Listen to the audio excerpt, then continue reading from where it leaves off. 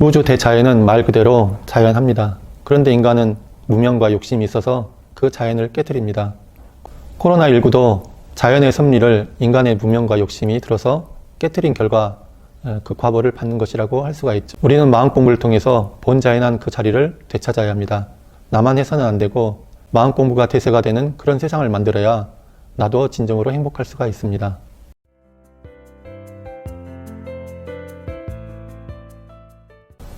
어떤 사람이 대종사를 배웠고 대종사께서는 퇴각을 하셨으니 부처님이여 성인 아닙니까? 라고 물었습니다.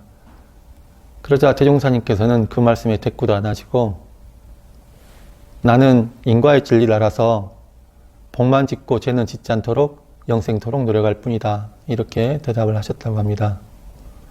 이 대화는 마음 공부의 최종적인 목적이 무엇인가 라는 것을 잘 밝혀주고 있습니다.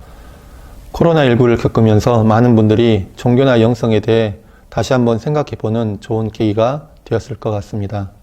종교적으로 영성이 뛰어나다고 하는 그런 지도자분들이 만일 현실 생활에서 가정을 불행하게 만들거나 또는 사회나 국가 세계에 도움이 될지언정 오히려 그 반대로 해악이 되고 또 도움이 되지 않는다면 이것은 진리의 길을 가는 것이 아니고 또는 참다운 영성이나 선의 대가라고 하기 어렵습니다.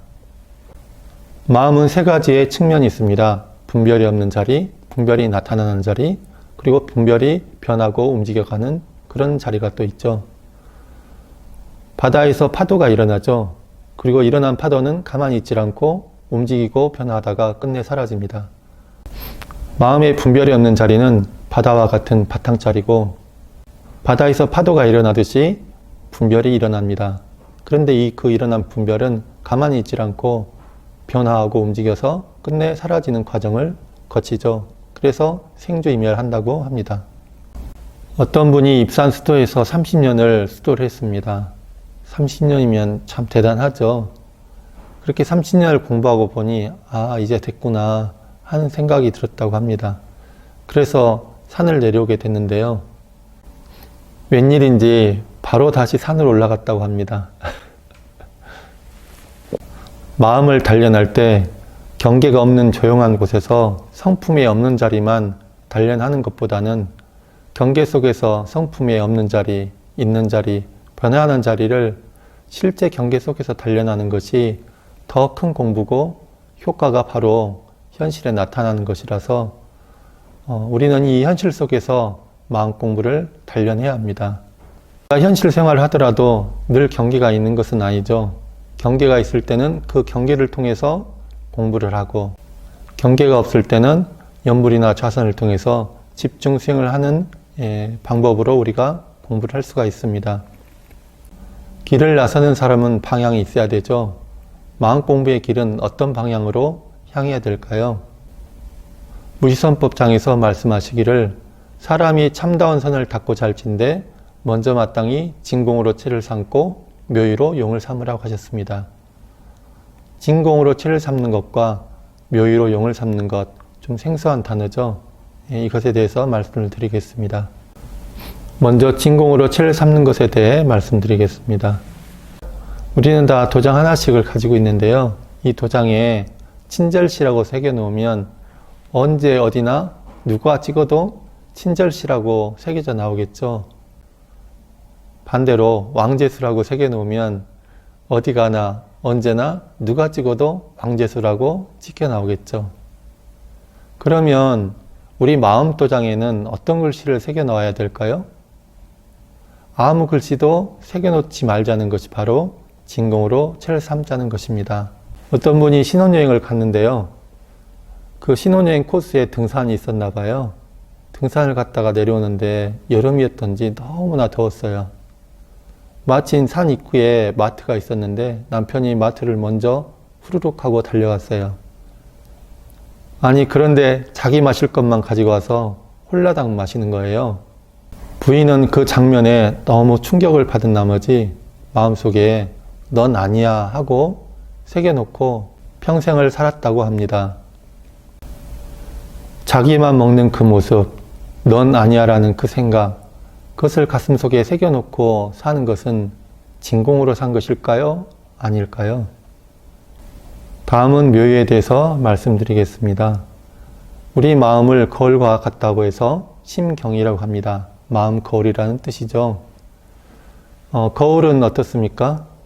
거울은 어떤 사물이 오면 그 사물을 있는 그대로 비추고 사물이 지나가고 나면 그 거울 위에 아무 흔적도 남기질 않죠. 그런데 우리 마음 거울은 어떻습니까? 사물이 왔을 때 내 마음 거울에 잘 비추지 않을 때도 있고 비추더라도 왜곡하거나 편집해서 있는 그대로 반영하지 않을 때가 참 많이 있죠. 그리고 사물이 이미 지나갔는데도 마음에 붙들어 매놓고 짜네 싱겁네 그렇게 말이 많을 때가 많습니다. 어떤 분이 한밤중에 혼자 길을 가다가 낭떠러지에 굴러 떨어지게 됐습니다. 근데 다행히 뭔가를 손에 꽉 잡고 대롱대롱 매달려 있을 수가 있었어요. 근데 시간이 지나니까 팔에 힘이 점점 빠지게 되고 이제는 곧 죽을 위경에 처하게 됩니다. 그런데 마침 누군가가 그 자리를 지나가서 살려달라고 고함을 쳤습니다. 그랬더니 그 사람이 하는 말이 살려면 그 손을 놓으세요 라고 하는 거예요. 아니 이걸 놓으면 죽게 되는데 손을 놓으라는 겁니다. 그래서 안 된다고 했더니 빨리 손을 놓으래요. 자기는 곧 죽게 생겼는데 구해주진 않고 빨리 손을 놓으라는 그 사람이 너무나 원망스럽습니다. 거기서 조금 더 버티다가 도저히 팔에 힘이 없어가지고 어쩔 수 없이 손을 놓을 수밖에 없었어요. 쿵 하고 떨어지게 됐습니다. 그런데 웃긴 게 아무 탈 없이 살았어요. 자기가 그렇게 대롱대롱 매달려 있던 곳이 불과 땅하고 1m밖에 차이가 없었던 거예요. 자, 이게 무엇입니까? 이 소리를 무엇이 듣고 있습니까? 기억이 듣고 있나요? 쌓인 감정이 듣고 있나요? 나의 선입견이 듣고 있나요? 안다는 생각, 이것이다 하는 한 생각이 듣고 있나요? 진공으로 채를 삼고 묘의로 용을 삼으라고 하셨습니다. 비우세요. 그래야 자유로워집니다. 놓으세요. 그래야 착각에서 벗어날 수 있습니다. 텅 비고 고요한 온전한 생각으로 선은 취하고 악은 버리는 그것이 선심이고 선입니다. 분별성과 주착심을 없이 하는 연물과 자선 하시겠습니다.